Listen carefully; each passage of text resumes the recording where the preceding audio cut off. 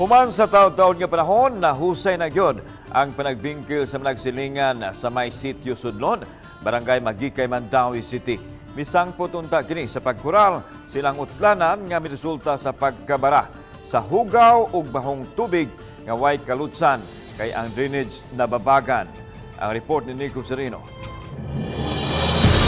Gikan sa ingon ani nga itsura sa napondong hugaw ug hilabihan kabahong tubig tungod kay wa na kini kalutsan, kini na karon ang itsura sa dapit, mihubas na ang tubig, nahawa na ug wala na sab ang kural nga nag-uwang sa duha ka homeowners association. Kay hawa na ang lugar, lahos-lahos na ang entry sa mga tao, bisan mga bata makatabok-tabok na sa pikas. Sa miaging Lunes, nagpinirmahay og kasabutan ang mga opisyales sa duha ka asosasyon sa GK Village ug San Miguel Homeowners Association. Mipatunga ang City Hall sa kasungian labi na sa sitwasyon sa peligro nga tubig ug isyu sa agianan sa mga tagalikod. Nalakip sa kasabutan sa duha ka partido nga abli na ang entrance gate sa atubangang bahin, daplin sa kalsada aron makasud ang tagalikod nga parte. It's a happy occasion for everybody. I made them understand that it's a happy occasion. Labi na gyud og magkasabot, and I believe nga both parties were in good faith. Itangtang to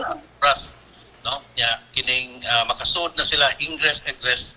So okay, panay problema. Gihangop sa dakbayan ang partisipasyon sa duha ka kampo aron mahusay ang panagbingkil. Only nga ang katong speed limit ipadayon gyapon. Na dili man sa sud.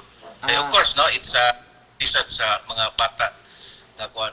Any subdivision for that matter kinahanglan sa nga tan-aw sa speed limit. Ang kasungian sa duha ka partido nagsugod pagpandemya kundiin gilimitahan ang entrance, pasulod ug pagawas sa dapit.